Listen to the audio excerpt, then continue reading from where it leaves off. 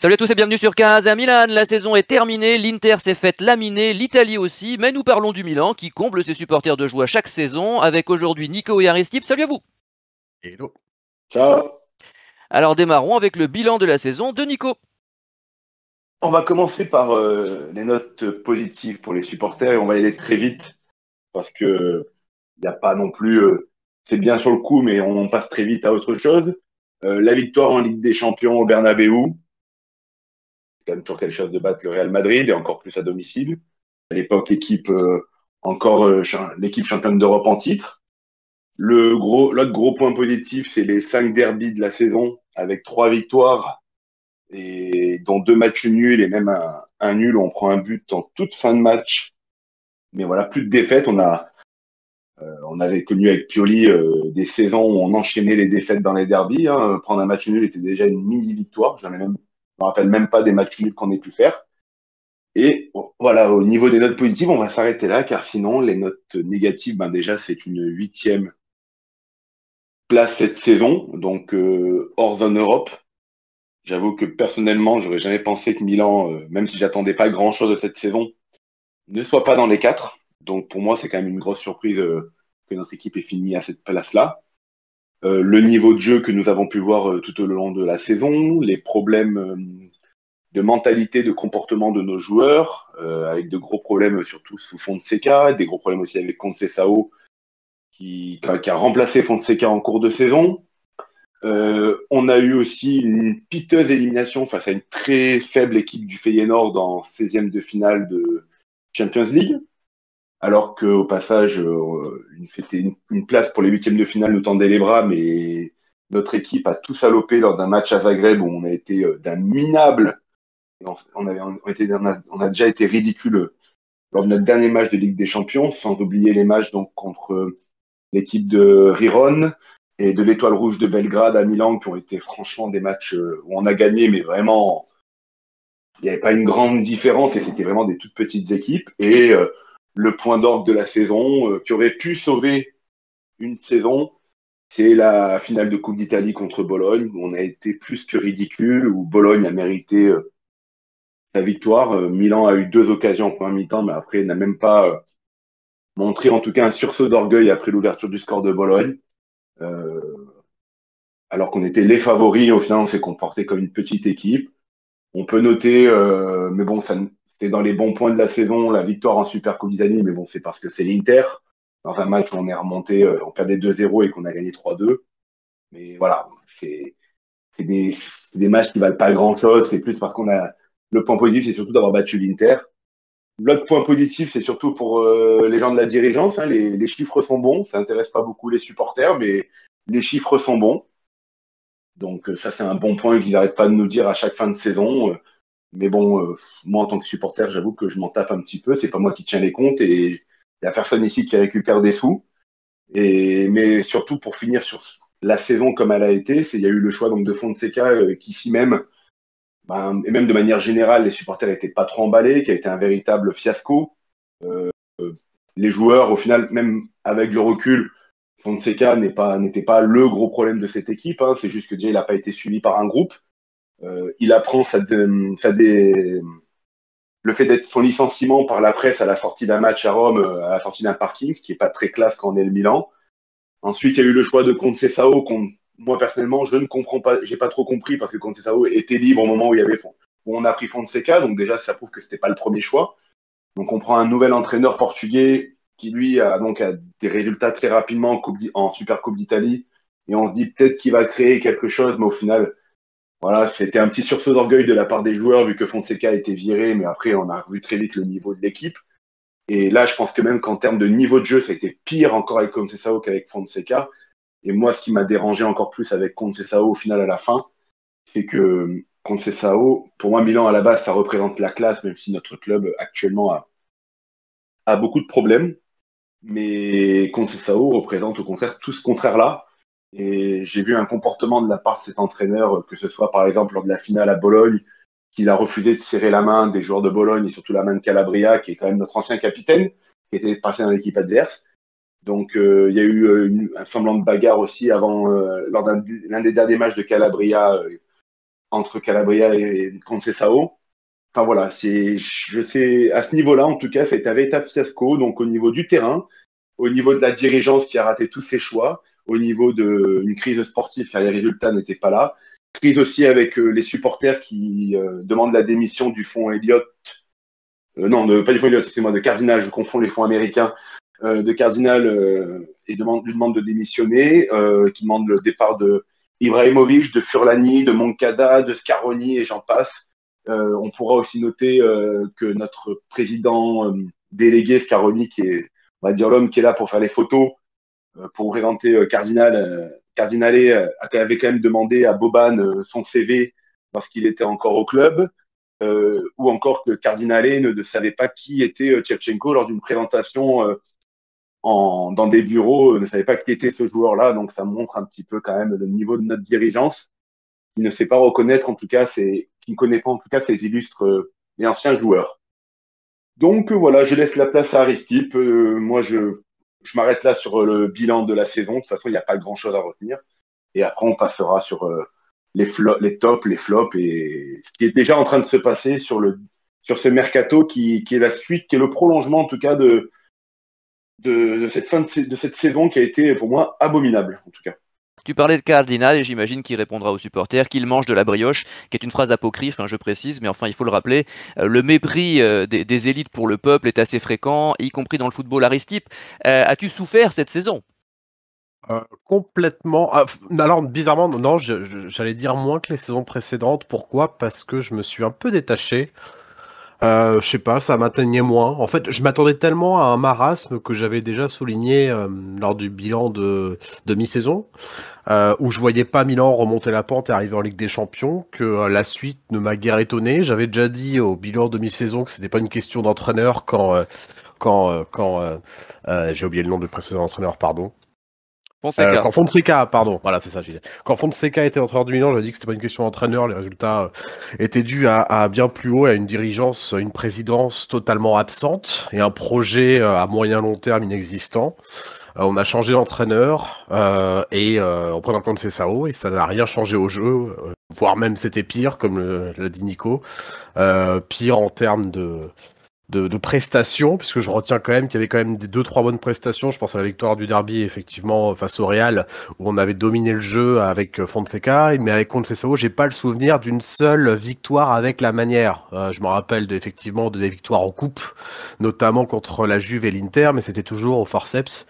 Donc non, je suis pas surpris, je suis plutôt blasé et malheureusement ce dont je redoutais depuis 2 ans après le départ de Maldini s'est avéré réel, c'est-à-dire que tout ce qui est Scaroni, Furlani, Ibra et Moncada, on s'est vite aperçu que sans vrai directeur sportif et vraie vision long terme, nos joueurs, nos ténors étaient peu motivés ou démotivés, on en reparlera je pense après, et nos joueurs qui sont arrivés n'étaient pas les bons joueurs à cibler pour ce Milan, et c'est ce qu'on a pu voir sur le terrain ces 2 dernières années, donc non, plutôt vraiment pas surpris par ce qui se passe actuellement, j'ai pas peur pour la suite parce que je m'attends aussi à une descente aux enfers et j'en parlerai peut-être un peu plus tard. C'est une émission qui va ravir de nombreux supporters. En même temps, je pense que ton avis et l'avis de Nico, en fait, sont partagés surtout par les supporters historiques qui ont connu le Grand Milan. Ceux qui débarquent là, je pense pas qu'il y en ait beaucoup ces dernières années.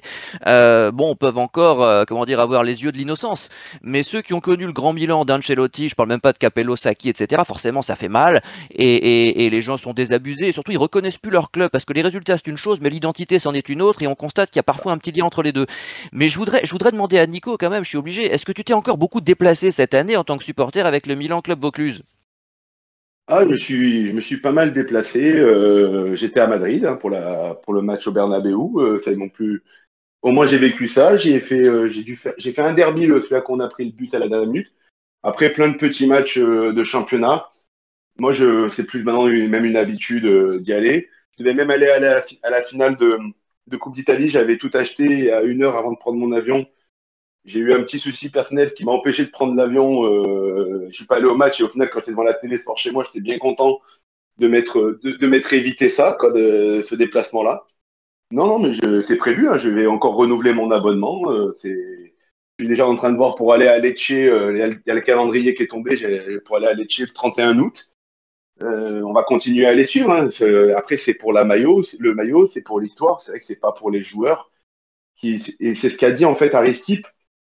Mais même moi cette année, j'ai plus suivi le Milan par habitude que le fait de suivre mon équipe. C'est la première fois que réellement ça m'est arrivé plusieurs fois dans la saison. Je me suis endormi devant des matchs. Je me suis endormi devant des matchs tellement c'était inintéressant parce qu'il y avait aucun attrait sportif. Aucun enjeu parce qu'on était tellement détachés, on était tellement loin que tu regardes le match sans aucun intérêt et cette équipe dégage tellement peu de choses et c'est vrai que me dire que il y a 3-4 ans, on a été champion, à un moment on s'y attendait pas du tout, avec une équipe quand même, bon il y avait quand même 2-3 joueurs issus du cru comme des Tonali, des Calabria, qui fait que tu t'accroches avec ou des gars sur lesquels tu t'es accroché comme Giroud t'ont donné envie de suivre cette équipe, ou même tu avais des joueurs qui étaient là depuis 3-4 ans. Et là, c'est vrai que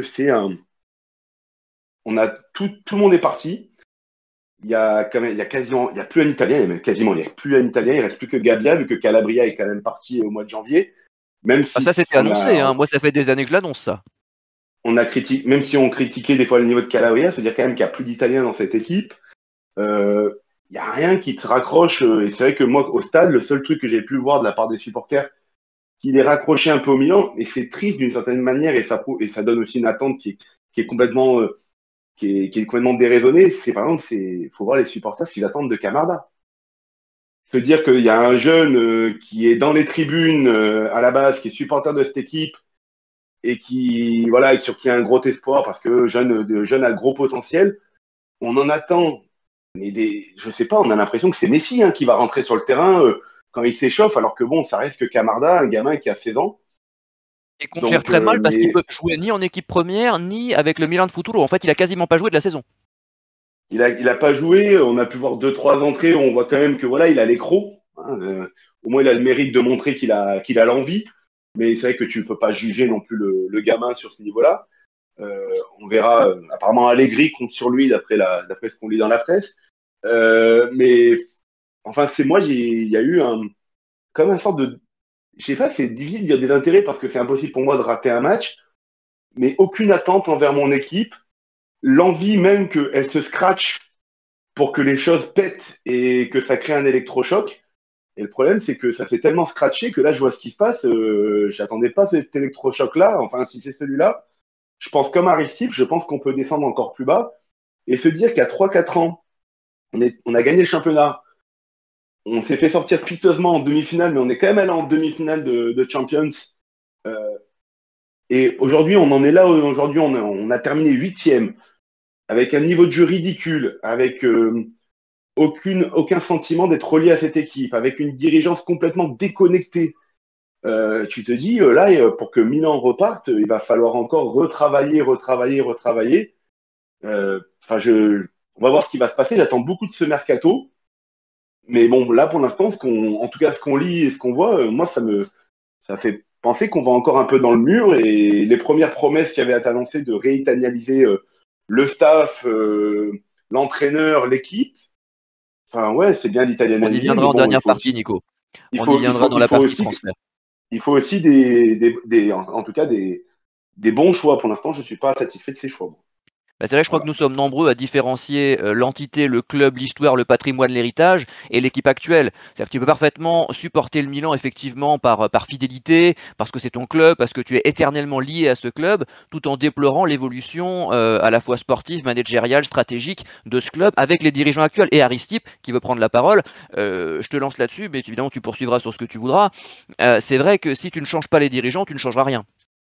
Oui, complètement. Et ça, j'en parle à Casa Milan depuis quelques années, de cette dirigeance incompétente qui effectivement attirée plus par un bilan financier dans une potentielle revente que par des résultats sportifs, comme le soulignait Nico. Et je voulais juste aussi rebondir sur deux points dont parlait Nico. Ce qu'il dit sur Camarda et les attentes folles, effectivement, qu'on espère de ce joueur sont totalement justes. Mais c'est vrai que quand tu as plus d'espoir en ton club, quand tout va mal, C'est là que tu attends en fait des choses surréalistes, notamment pouvoir compter sur un gamin de 17 ans. Ça me rappelle, du coup là, c'est qu'on vit en 2025, ça me rappelle ce qui se passait en 2014 avec, je sais pas si vous vous rappelez, Hachim Mastour, qui était attendu aussi et dont on parlait en Primavera comme le nouveau Messi. Etc. Et dont on attendait mondes et merveilles alors qu'il avait à peine disputé, il avait rien disputé encore, il avait rien fait, mais on était tellement dans une période sombre qu'on se raccrochait à ça malheureusement. C'est à peu près la même chose aujourd'hui avec Camarda, même si les statistiques sont bien plus éloquentes et édifiantes pour Camarda, mais enfin compter sur un jeune de 17 ans comme un club comme un club, enfin pour un club comme le Milan, moi je trouve ça d'une tristesse absolue. Parce que Et c'est le enfin, dernier oui. morceau d'identité auquel les supporters peuvent se raccrocher. C'est-à-dire que les supporters ont l'impression d'avoir tout perdu, ils reconnaissent plus leur club, donc il reste ce petit morceau d'identité. Alors il y a Gabia certes qui semble installé, puis qui est Bah, plutôt bon, qui sort une bonne saison, et puis il reste Camarda, c'est 17 ans, effectivement c'est démesuré, il est trop jeune, il joue pas en plus, mais les gens s'accrochent, se raccrochent à ce qu'ils peuvent. Ouais, c'est exactement ça, comme Hachim Mastour il y a 10-15 ans, même si c'était un peu moins un autre contexte. Mais Excuse-moi, avant que tu abordes ton deuxième point, oui. je vais rebondir là-dessus parce que je voudrais juste préciser quand même que, en général, les jeunes, au Milan comme en Italie, avant de se faire exclure, d'enchaîner les prêts, etc., les copropriétés, enfin on connaît le système, ils bénéficient quand même, notamment au Milan, d'un temps de jeu famélique parce que je me rappelle que Daniel Maldini, qui jouit quand même d'une petite côte, même si c'est pas un joueur extraordinaire, saison 2021-2022, il a eu 143 minutes de jeu sur la saison complète. La saison précédente, 2020-2021, Lorenzo Colombo, 91 minutes. Et en fait, le problème n'est pas récent, parce qu'en 2007-2008, Alberto Paloschi n'avait pu s'exprimer que pendant 274 minutes sur une saison complète, à une époque où il était vraiment très prometteur avant de se blesser au Chievo. Et l'année suivante, Matteo Darmian, qui est quand même double finaliste de la Ligue des Champions, n'est entré en jeu qu'à 3 reprises au Milan pour un total de 37 minutes sur le terrain avant d'être prêté à Padova et vendu à Palermo. 10 ans plus tard, au même poste, Raúl Bellanova s'est assis 5 fois sur le banc sans jamais entrer en jeu avant d'être expédié à Bordeaux. Donc tu vois, Aristide, comment on traite nos jeunes au Milan. Et ça date pas d'hier. Non, c'est clair, complètement. Et mon deuxième point était de rebondir sur ce que disait Nico. C'est un peu pareil. Avant, je passais des très mauvaises soirées quand Milan perdait. Ça me bousillait vraiment mes débuts de nuit. Bah, j'en suis complètement indifférent aujourd'hui et je rebondis sur ce que dit Nico. Quitte à perdre en étant ridicule, bah limite, enfin c'est contre nature, mais j'espérais qu'on perd 3 ou 4-0, quitte à prendre vraiment une bonne rouste, autant qu'elle soit marquante. Parce qu'en fait, j'espérais que la courva gronde, que la dirigeance parte, donc j'espérais vraiment qu'on prenne une rousse quitte à la prendre, quoi. Et Ah, mais c'est ce sont contre des nature monstres froids, d'espérer ils ça s'en sans foutent. Claude. Oui, complètement, mais c'est tellement, en fait, on est tellement réduit à espérer des choses contre nature que ça me désole complètement sur ce Milan. Tu sais, le banquier, il en a rien à faire. Si t'es à découvert, il te fera payer les agios. Hein. C'est Tu peux ça, râler tant que c'est tu ça. veux. Hein. Je dis ça, ça m'arrive pas, je précise, parce que c'est pas une expérience personnelle. Mais non, non, Cardinal, et c'est comme ça qu'il fonctionne, Nico. Si je peux rajouter deux trucs, par exemple, pour parler de Darmian et Belanova, il a quand même joué à Manchester United. Il a fait quand même deux finales avec l'Inter. Hein. C'est quand même un joueur assez important de l'Inter. Belanova, aujourd'hui, il est à l'Inter. Donc, c'est quand même des joueurs qui ont quand même un potentiel auquel on n'a vraiment donné aucune chance à Milan de s'exprimer. Et ils n'ont pas Et en plus, participé au pour, 5-0. et pour Ils n'ont pas pris la Manita. Darmian, il est rentré quand même, non? Oui, mais enfin, il était pas titulaire, quoi. Ah, je sais pas. Hmm. Mais je veux dire, après, pour ce qui est des supporters, de ce que dit Aristide, ben, moi, par rapport au match, je fais partie d'un groupe de supporters cette année, à partir du mois de février-mars, ça a été très compliqué de remplir des bus. Ça veut dire qu'il y a eu des bus qui ont été annulés, alors que d'habitude, c'est tous les week-ends, les bus partent pour aller voir les matchs. Et en tout cas, le bus qui est à côté de chez moi, qui d'habitude n'a aucun problème à se remplir pour aller au match. Au pire, s'il y a une difficulté, il demande à l'autre Milan Club d'à côté de se mettre ensemble pour arriver à faire un bus.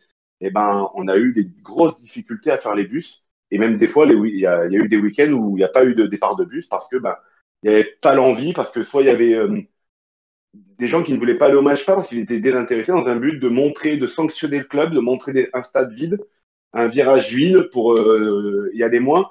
Mais tout ça a été truqué aussi par les chiffres annoncés par le club qui disait qu'il y avait 60, c'était à guichet fermé parce qu'en fait, les abonnements comme moi, bah, ils étaient vendus, mais on n'allait pas au stade. Donc, Ouais. oui, et pour Liverpool, par exemple, le stade, il n'y a eu que 60 000 places vendues pour Liverpool parce qu'il y a eu des gros problèmes aussi au niveau de la billetterie parce que le club a essayé d'exploser sur le gros match contre Liverpool, a essayé d'exploser les prix en demandant des sommes, quoi, en virage qui montaient à 150 € pour le match contre Ah, ça fait Liverpool. cher les Agios, là. Mais les supporters, malheureusement, sur ça, ont refusé d'être pris pour des moutons. Et donc, c'est vrai qu'on a eu un stade qui n'a pas été rempli, par exemple, pour la première de la saison en Champions League contre Liverpool. Et là, j'ai une pensée pour les supporters de Brescia, qui malheureusement ne monteront plus jamais dans le bus et ne rempliront plus jamais le stade. Brescia, qui est un club lombard, pourquoi? Parce que Cellino n'a pas pu payer les factures et donc Brescia a disparu. Et ça, c'est bien malheureux. Brescia qui avait relancé Baggio qui avait relancé Brescia plus exactement, qui a lancé Pirlo également, qui a lancé Tonali, immense club, en tout cas auquel on est très attaché, le club de Carlo Mazzone, et qui a disparu. Et ça, j'ai une pensée pour leurs supporters, surtout que c'est un club voisin. Donc difficile de rester insensible à la situation de ce club. On va passer peut-être au top 3 d'Aristipe. En top 3, j'avais mis Fofana lors de mes de mi-saison, mais vu qu'il a sombré en deuxième partie de saison, je vais mettre un joueur qui finalement où j'en attendais rien et qui m'a plutôt surpris lors de ses entrées et même quelques titularisations. Je vais mettre Tammy Abraham, qui est au poste de numéro 9, mine de rien. Alors, pour la petite histoire, on a recruté cet hiver un Mexicain au poste de numéro 9, Jiménez, à 35 millions d'euros, hein, venant du Feyenoord, qui a fait bon an ballant, essayer de faire des choses qui étaient pas mal. Bon, après, il s'est vite écroulé parce que quand t'es numéro 9 dans une équipe qui joue pas au foot, ça reste compliqué. Puis on s'est aperçu que finalement, Abraham, le peu d'actions qu'il avait, il réussissait à les convertir, à la grande surprise de tout le monde, parce que je ne connaissais pas ce joueur, du moins réaliste. Il a été plutôt intéressant. Donc je vais le mettre dans les bonnes surprises, en top 3, vraiment dans un top qui est vraiment d'une piètre qualité. Seconde position, je vais reprendre mon top de la mi-saison. Je vais mettre Reinders qui a fait, alors pareil, hein, il a été bien meilleur sous Fonseca que sous Conceição. Il a sombré sous Conceição, mais j'ai envie de dire, comme il y a pas mieux à mettre, je vais le mettre également. Il a fait pas mal de mauvais matchs en seconde partie de saison, hein, je l'ai senti, il était tout le temps aligné, donc il a été à court de jambes, même si on a été vite éliminé de beaucoup de compétitions. Mais voilà, il a été un peu en dents de scie en seconde partie de saison, faut le noter. En première place, je vais reprendre le même top que la mi-saison, c'est-à-dire Pulisic, qui, comme son compère Leao, déjà a été blessé. Leao, pardon. Comme son compère Reinders a été blessé en décembre, mais surtout a sombré également en deuxième partie de saison et était bien meilleur sous Fonseca. Il a eu une seconde partie de saison un peu plus compliquée, mais il termine quand même avec plus de 10 buts et plus de 10 passes décisives, donc le double-double. Ce qui est intéressant, ça reste pour moi notre joueur, notre atout numéro 1 en attaque pour la deuxième année, presque la deuxième année consécutive, j'ai envie de dire. Après, on peut inverser lui et Reinders. Reinders, c'est lui en top 1-2. J'avoue qu'à part ces deux-là, je vois pas d'autres satisfactions cette année, tellement on a été pauvre. Et encore, quand on parle de ces deux-là, faut quand même souligner que la première partie de saison est bien meilleure pour les deux que la seconde. Nico. Moi, en numéro 3, je mets Gabia, qui partait en numéro 5 sur la liste des défenseurs centraux, qui au final est devenu notre titulaire indiscutable, même s'il était pas non plus exceptionnel, mais il a été fiable. Il a raté un match de saison, c'est lors de la grosse déroute aussi à Zagreb où il avait été très mauvais. Mais quand tout à l'heure on parlait de se rattacher à l'identité du club, il y a une demande de la part des tifosi aujourd'hui, c'est que ça soit Gabia le capitaine dès que Calabria est parti, que ce soit lui le capitaine de l'équipe. Parce qu'au moins il représente ce qu'est le Milan, même si oui, peut-être qu'à l'époque il aurait jamais joué dans le Grand Milan. Mais au moins, il en représente. Pour moi, aujourd'hui, c'est le dernier joueur qui représente le Milan, Gabia. En numéro 2, Pulisic, car la grille de stats, comme a dit Aristipe, il n'y a rien à dire. Il a été fiable, alors qu'en plus, avec Conceição, apparemment, c'était tout sauf l'amour fou, mais il a continué à faire son taf. Là où d'autres joueurs comme Théo ont complètement, vu que ça allait pas, ont complètement chuté dans la saison. Donc l'Américain en numéro 2. Et en numéro 1, pour moi, c'est Reinders, notre meilleur joueur de la saison qui est déjà parti, a déjà été vendu à City. Donc, parce que c'est en termes de but et de passe D, déjà, pareil, il a beaucoup évolué par rapport à l'année précédente. Là où il avait du mal à conclure les actions, là, il a réussi à marquer pas mal de buts. Une qualité de passe et une qualité technique au milieu de terrain qui va être quand même, je pense, assez difficile à remplacer. Et moi, les bras m'en tombent du départ de Reinders aussi vite dans ce mercato, mais en contrepartie, je me comprends aussi qu'un joueur comme ça n'ait rien à faire dans ce club-là actuellement. Et donc, c'est pas surprenant non plus qu'il aille jouer à Manchester City, qui a eux comme objectif de gagner la Champions League, et plutôt que nous d'essayer de lutter pour une 4e place pour se qualifier pour la prochaine Ligue des Champions. Petit addendum d'Aristide sur Gabia. Bah, Gabia était dans mes tops de mi-saison, mais en fait, à la mi-saison, quand il est arrivé, il a eu la bonne idée de le mettre sur le banc directement. Et on l'a quasiment plus revu, ou justement une ou deux fois, quand Tomori notamment était blessé, ou vraiment nous coûtait 1 ou 2 buts par match, ce qui était le cas. Mais voilà, j'ai pas pu noter en fait Gabia, parce que il a trop peu joué en seconde partie de saison. Contre Sassuolo, voulait faire briller Tomori, qui est dans un trou depuis maintenant 2 ans et qui a fait d'ailleurs une seconde partie de saison cataclysmique. Donc voilà, une chose que je peux reprocher à Conceição par rapport à Fonseca, c'est que j'ai pas l'impression qu'il ait fait jouer les meilleurs au meilleur poste à chaque fois. Bon, bah, comme chaque année, j'imagine que le flop 3 requiert moins d'imagination, Nico. Numéro 3, Kyle Walker. Même si j'en attendais pas grand-chose, parce qu'un mec de 34 ans que dégageait City, qui ne restera pas, il y avait un prêt avec option d'achat que le club a décidé donc de pas lever, mais le gars a réussi quand même à se faire prendre la place par Terracciano et le jeune Alex Jiménez. Donc c'est qu'on n'attendait pas grand-chose. C'est qu'au final, il n'a pas montré grand-chose. Oui, pour les fans de catch, il faisait la même truc que Triple H quand il rentrait sur le terrain. Il mettait la musique au stade quand il crachait de l'eau avec sa bouche. Et c'est le seul acte qu'on a pu voir de Kyle Walker à Milan. En numéro 2, même si c'est pas beau de tirer sur l'ambulance, et que j'ai jamais trouvé ce joueur incroyable, c'est Younous Moussa, qui j'espère on va arriver à vendre à ce mercato. La deuxième partie de saison de Younous Moussa, elle est mais d'un dramatique en termes de football. Ça veut dire que le gars, je pense pas qu'il peut être aussi mauvais que ça. Je pense il est dans le trou, mais je pense qu'il s'est enterré à chaque entrée de match où ça a été à chaque fois un néant total. Il coûtait des buts. À Zagreb, il va provoquer une faute en prenant un carton rouge et mettre l'équipe en difficulté dans ce match-là, même si c'est pas que le seul responsable, hein. C'est tout un collectif, mais c'était quand même l'investigateur de ce jour-là. Il y a eu plein de matchs où il est complètement passé à côté et je n'arrivais pas à comprendre que Conceição le mettait tout le temps titulaire. Puis à un moment, quand même, il a quand même arrêté parce que ça devenait tellement flagrant aux yeux de tout le monde. Je viens de penser, tiens, à Joao Félix aussi, qu'on a vendu comme le nouveau Kaka, là, qui était une véritable truffe, là aussi, là. Et en numéro 1, je vais mettre Théo. Théo qui va partir à ce mercato, c'est quasiment fait. Qui nous avait énormément surpris quand même lors de son arrivée, qui était monté très haut et qui aujourd'hui, maintenant, si en plus sur le terrain n'a pas montré un énorme attachement, qu'on a vu complètement dépassé, des fois avec comme s'il s'en foutait d'être là. Bon, bah, on va donner la parole à Aristide. Voilà. Mention déshonorable Chukwueze pour les mêmes choses expliquées lors du bilan. C'est quand même un joueur bilan de mi-saison, un joueur acheté une 30aine de millions d'euros qui en tout et pour tout doit faire 2 buts par saison et une passe décisive, alors qu'il a quand même eu maintes fois ses chances. Et je vais mettre en flop, alors on n'a pas l'habitude de mettre en flop les nouveaux entrants, mais je vais quand même en parler parce que je pense que ce joueur symbolise l'incompétence de la direction dans ses choix, notamment de mercato. Nico en a parlé un peu, je vais parler de Joao Félix. C'est quand même un gars qu'on a pris en prêt sec de 6 mois pour 10 millions d'euros en janvier.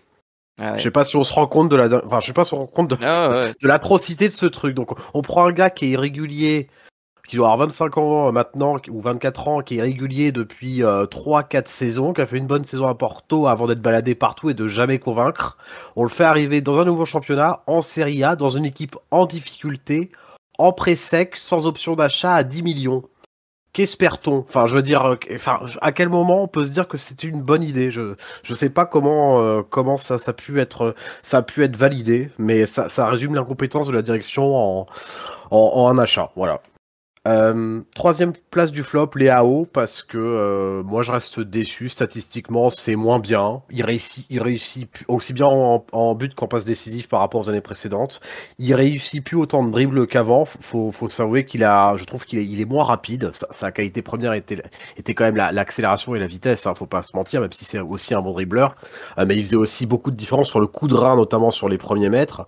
Bah, je trouve qu'il l'a perdu cette saison. Je le trouve un peu plus lourd, il a un peu moins envie. Je pense que on était tous d'accord pour dire qu'Ibrahimovic, il y a encore 2-3 saisons, permettait de le secouer un peu. Bah, on n'a plus de capitaine, disons, ou de mentor qui permet justement de secouer ces joueurs-là. Et Léao aujourd'hui, bah, c'est pas mal hein, statistiquement, mais c'est en régression toujours par rapport à ce qu'il faisait il y a un an, qui est en soi en régression par rapport à ce qu'il a fait il y a 2 ans et par rapport à l'année du titre, donc je suis obligé de le mettre dans les flops. Alors, Deuxième place de... Oui. hier soir contre l'Espagne, son entrée était plutôt bonne, hein. Il a bien Ouais, dynamité la défense Très bonne espagnole. même. Après, il n'était pas Très titulaire. très bonne. oui, quand il est rentré, effectivement, c'était pas mal. Il y a eu quelques déchets, mais il a fait la différence. Je te rejoins, ouais. Notamment avec une action magnifique là avec Nuno Mendes. Mais oui, oui, tout à fait.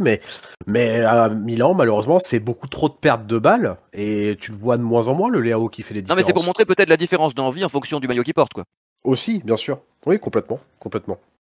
Deuxième place de ce flop, je vais mettre, bah, j'en ai parlé, mais Tomori, je comprends pas pourquoi on l'a sorti du placard. Ce joueur ne nous satisfait pas défensivement et nous coûte un but à chaque match depuis 2 ans. Et bah, contre Sessao, à son arrivée, elle s'est dit tiens, si je me débarrassais de mon meilleur élément ou mon meilleur défenseur depuis 6 mois ou un an, en l'occurrence Gabia, pour relancer ce gars, et ben ça l'a pas raté. Il nous a coûté un but à chaque fois qu'il est rentré, qu'il soit titulaire ou remplaçant. Donc ouais, c'est encore un joueur. J'ai vivement envie. Je pense que voilà, on s'est fait un peu berner ou on a tous cru qu'on avait finalement un super défenseur l'année du titre. On se rend bien compte que, bah, à part 6 mois, un an de bons et loyaux services, le reste est très moyen, sinon mauvais. Donc je pense que voilà, c'est une fin de cycle pour Tomori et j'espère qu'il ce sera malheureusement c'est pas un des premiers à partir. Hein. On a parlé de Reinders, on parle de Théo, mais aussi et surtout de Maignan.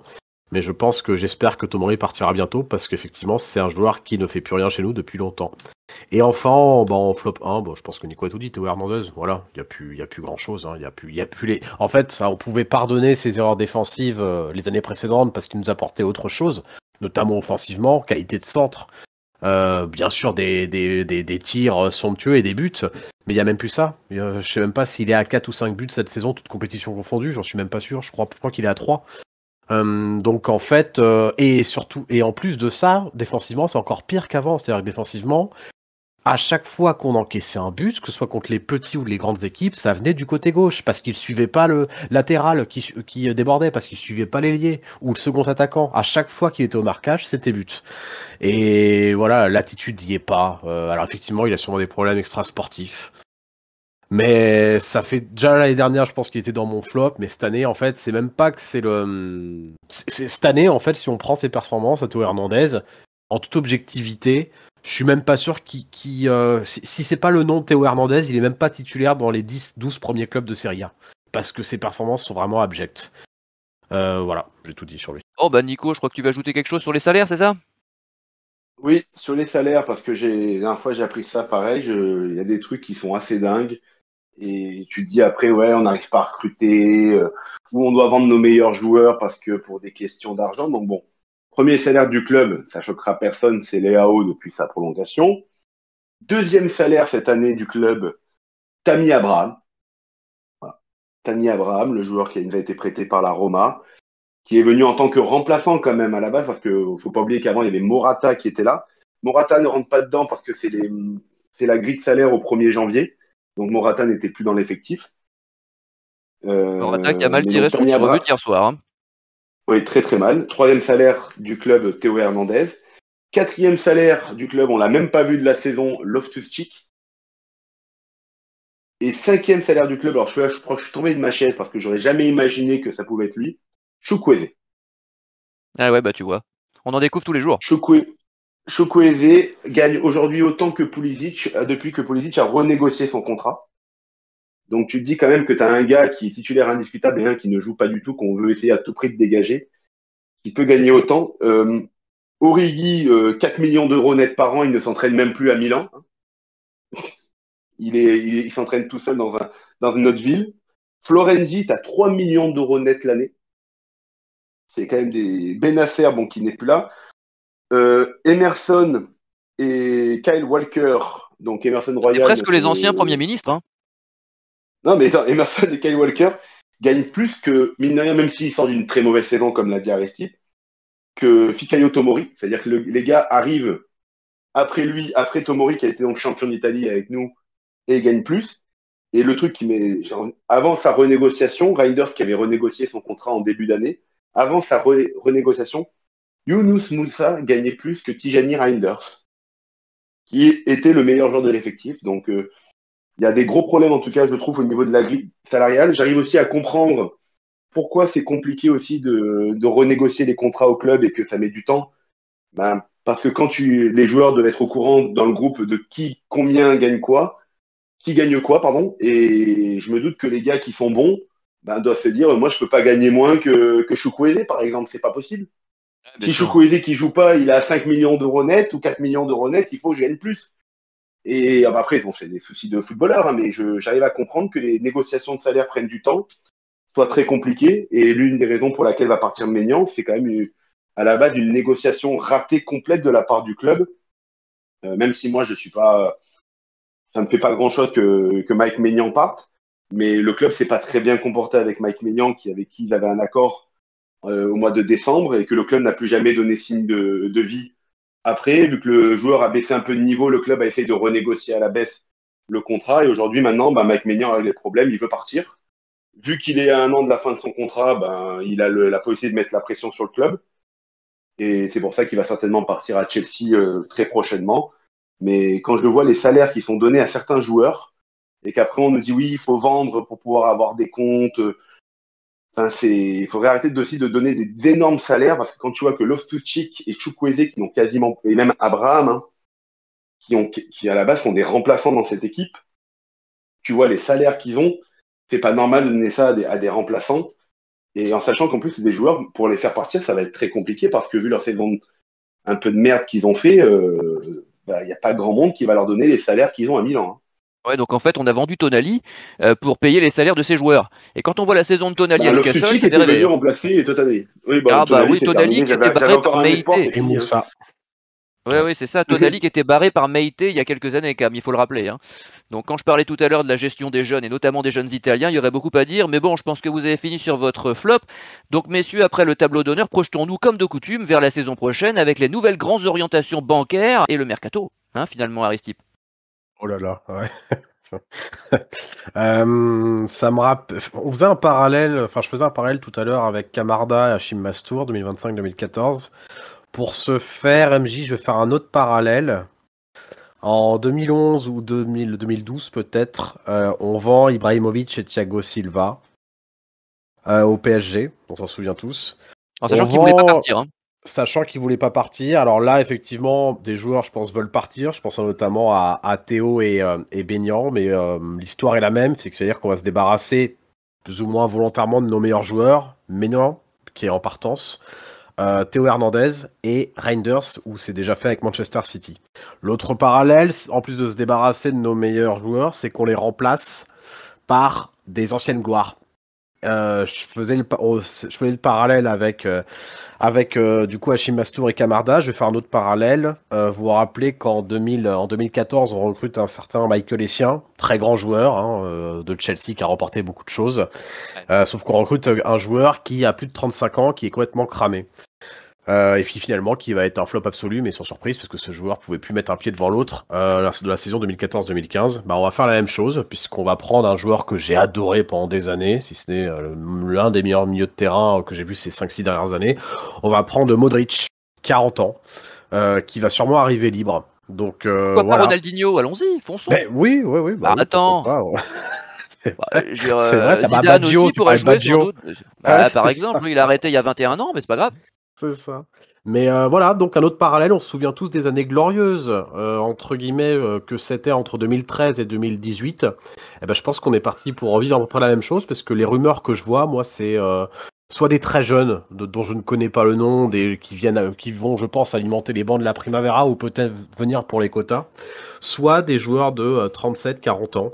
Donc voilà, j'entends là, ou des joueurs assez moyens. Donc on va remplacer Maignan par Milinkovic-Savic, frère le gardien du Torino, qui n'est pas mauvais, mais enfin qui est pas de l'envergure du gardien international français. Pour Théo Hernandez, on a quelques rumeurs. Pour Reinders, j'ai entendu la rumeur, effectivement, Samuel Ricci, qui serait une superbe chose, sauf que effectivement le président du Torino a mis un no-go. Donc on se pencherait. Allegri n'en veut pas de toute façon. Et Allegri n'en veut pas, donc Allegri aimerait bien effectivement un autre joueur dont on parlait hier, messieurs, qui est Nicolo Rovella, qui est un très bon joueur. Encore faut-il qu'il soit happé par le projet, que ça se fasse réellement. Alors Rovella, ça a été dit par Lotito, c'est 50 millions pour commencer à discuter. Ouais, bah super, voilà. Bon, bah je pense qu'on arrête. Mais Lotito est un habile négociateur. Il est connu pour ça. Lotito qui nous a pris Romagnoli quand même, et je crois que Romagnoli s'est refait une santé du côté de la Lazio. Hein. Oui, c'est un peu mieux, c'est vrai. Après, la Lazio sort d'une saison. Je pense qu'ils sont pas de ils sont en Europa League cette saison. Mais oui, ça va pas de toute façon dans le marasme où on est, ça peut forcément être mieux. Mais oui, c'est pas trop mal ce qu'il fait. Après, il y a quand même quelques errements. Il n'est pas toujours titulaire de mémoire indiscutable. Mais ça, c'est sûr que devant Pavlovic, Tomori, Thio. Ce serait loin d'être ridicule, ça c'est certain. Mais voilà, non, le mercato pour l'instant est timide. On a beaucoup plus de départs que d'arrivées. Mais vu les noms qu'on a, que ce soit Modric, etc., j'ai vraiment peur pour la suite et je pense qu'on va faire comme entre 2012 et 2015. On va faire des achats au rabais ou des bonnes. Voilà, on va attendre soit des joueurs libres, soit des joueurs de 35-40 ans. Du business. Voilà, c'est ça le projet. Faire du business. Ça, donc voilà. Voilà, on va tenter de survivre. Du moment qu'on a les comptes en positif, tout ira bien. Exactement, mais c'est le projet. Si on descend en série B, c'est parfait. Il sera content, Cardinal. Et il aura des sous, puis c'est tout ce qui compte. Nico, un petit avis sur ce mercato, puis sur l'avenir immédiat du club à court terme, donc. Là, moi, j'ai c'est pas un petit avis, c'est un très gros avis que j'ai. Parce que la presse avait dit que le club voulait remettre de l'italianité, donc avec un directeur sportif. Alors, j'y ai jamais cru. Paratici. Je sais que tu n'y as jamais cru, mais bon, c'est ce qu'on a lu dans la presse. On a parlé de Paratici. On a parlé de celui qui est à Bologne. On a parlé de celui qui est à l'Atalanta Bergame. Je n'ai pas leur nom, mais celui-là qui est à Bologne, c'est celui-là qui a lancé le projet à l'Atalanta Bergame avec Gasperini, qui ensuite est parti à Bologne, car il ne s'entendait plus du tout avec Gasperini. On a parlé de ces trois hommes-là. Au final, on a eu l'Albanais de la Lazio, Iglitare, qui a eu une expérience. Bon, il est reconnu en Italie parce qu'il a eu une excellente expérience à la Lazio. Donc là, on va repartir à zéro. On va repartir à zéro, on va voir ce qu'il vaut. On va lui donner sa chance. On avait parlé d'un entraîneur italien, on nous a parlé de Conte, de Zerbi. On a pris, et c'est là moi où je n'arrive pas à comprendre, un entraîneur pour moi qui aujourd'hui est, je vais pas dire qui, je pense qu'il est en perte de vitesse complète, limite has-been, c'est Allegri. Allegri qui était disponible l'année dernière, qui était OK pour venir, donc c'est-à-dire que quoi qu'il arrive, si au final aujourd'hui c'est pour prendre Allegri aujourd'hui, alors qu'il était disponible il y a un an, c'est déjà une perte de un an dans le projet. Je rappelle qu'on avait fait la fête pour son départ. Son premier départ du Milan, on avait fait la fête dans Casa Milan, on était heureux. Je ne sais pas si on n'avait pas chanté pour l'émission pour fêter son départ à tel point, ça nous comblait de joie. Pour moi, Allegri, ça reste un entraîneur qui a gagné un titre avec le Milan. C'est là où il a lancé. Mais pour moi, aujourd'hui, Allegri, il est quand même estampillé, quand même Juve assez fortement. Je pense qu'il cherchait un club pour se relancer parce qu'il n'avait pas envie d'Arabie Saoudite, parce qu'il a refusé plusieurs fois l'Arabie Saoudite. Il voulait quand même rester, il voulait quand même rester en Italie. Je pense qu'il va nous apporter un minimum. Ça veut dire 4e, 5e place. Après, je ne sais pas ce qu'on peut attendre avec un joueur comme ça. Allegri, ça reste un gars qui a besoin quand même, je pense, de très gros joueurs, de mecs confirmés. Mais Conte aussi. Que veut faire le club. Oui, mais la différence, c'est que Conte, il n'est pas chez nous. Il est au Napoli. On lui a quand même donné une équipe avec laquelle il a été, qui 2 ans avant avait été champion d'Italie. Et avec un certain nombre d'Italiens, parce qu'il y a une belle base italienne à Naples. Hein. Oui, mais il y a quand même un démantèlement de l'équipe là, avec donc Maignan, Théo, Reinders de l'équipe. On va voir bien repartir. Il va falloir mettre de l'argent pour reconstruire l'équipe. J'attends de voir ce qui va sortir. Mais moi, je ne pense pas qu'avec un Modric à 40 ans, Allegri va faire des miracles. Et donc, je n'arrive pas à comprendre le choix du coach du tout. Alors ça, c'est... Bon, en tout cas, sur scène, il avait dit qu'on aurait un Italien. On a eu un Italien. On a dit qu'on allait avoir des joueurs italiens pour redonner aussi une âme à cette équipe. Parce que parce que c'est aussi une demande des supporters qui ont besoin de s'identifier aussi à cette équipe. On va parler de Furlani et Moncada qui aujourd'hui au niveau des supporters font même Ibrahimovic, Ibrahimovic quand on lui a parlé, qui disait au mois de janvier concernant Théo et Maignan que concernant les renouvellements, que tout était en gros sur des roulettes, ça allait tout droit et au final les joueurs vont partir parce que on veut plus que les joueurs partent pour zéro.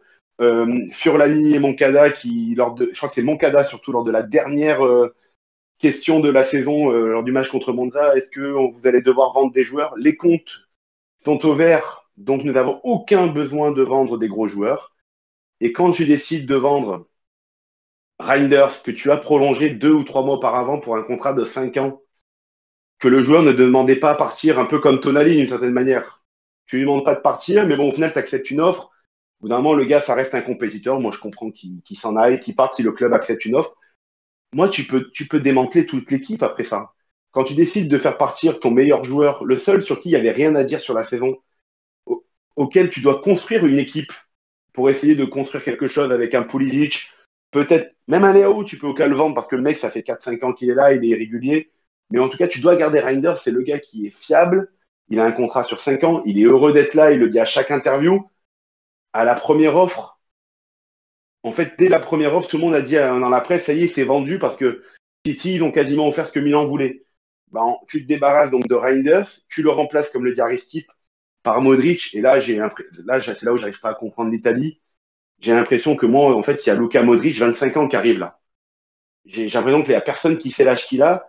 Alors, il y en a certains qui ont dit, ouais, Modric, en Italie, il peut jouer avec une cigarette à la main, un verre de spritz et des chaussons. Peut-être, mais je trouve ça terrible pour nous de se dire on vend Reinders et que le gars qu'on prend pour le remplacer, c'est un gars de 40 ans qui, au pire, il lui reste quoi, 1 an? Mais même s'il fait 1 an, c'est incroyable. Mais je pense que s'il lui restait 1 an, le Real l'aurait gardé sur le banc de touche pour faire souffler ses titulaires.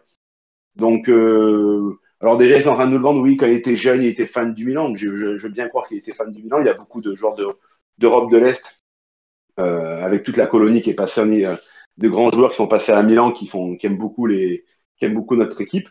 Mais bon, j'en veux pas à Modric de venir à Milan, mais j'arrive pas à comprendre que le projet, ce soit de recruter Kyle Walker, ce soit de recruter Luka Modric. J'arrive pas à le comprendre. Les noms qui circulent, ça m'intéresse assez peu. C'est que quand j'ai vu Milinkovic-Savic, j'espère quand même que c'est une blague, si c'est pour remplacer Maignan. Moi, je suis pas non plus sur prendre de l'italien à 100%. Par exemple, actuellement, il y a Lucas Chevalier à Lille. Si on vend Maignan, il faudrait vraiment aller se jeter sur un joueur comme ça. Au moins, il est jeune, avec de l'avenir. Mais moi, je n'ai pas beaucoup d'espoir. Et de ce que je vois, ça me fait très peur en sachant que Allegri a réclamé Adrien Rabiot. Quand tu sais que Rabiot, les infos qu'il y avait à Milan, c'est que pour signer à Milan l'année dernière, il a demandé 6 millions d'euros net. C'est pour ça qu'il n'a pas signé à Milan. Parce que Milan voulait bien faire venir Rabiot, mais en termes de salaire, ce qu'il demandait, c'était apparemment indécent. Donc, moi, je n'arrive pas à comprendre notre équipe. J'attends de voir la suite. Peut-être que Leao va partir. Certains disent qu'il y a le Bayern qui pourrait proposer de l'argent, plus le Sud-Coréen Kim pour Leao. Peut-être que Leao aussi, on arrive au bout d'une histoire. Peut-être que c'est le moment aussi de tirer un trait et de repartir. Je ne sais pas du tout. Sur ça, j'avoue que je ne sais pas trop. On parle de départ de Tomori, il serait temps. On parle d'un départ de Malik Thio à Leverkusen. De toute façon, quand tu décides de vendre ton meilleur joueur, moi, aujourd'hui, parce que pour moi, le meilleur joueur de la saison, c'est Reinders, tu peux vendre tout le monde. Hein. De toute façon, le message que tu envoies, déjà, c'est que tu ne veux pas construire une équipe. Il n'y a pas de projet pour moi, sportif. c'est comme Tonali.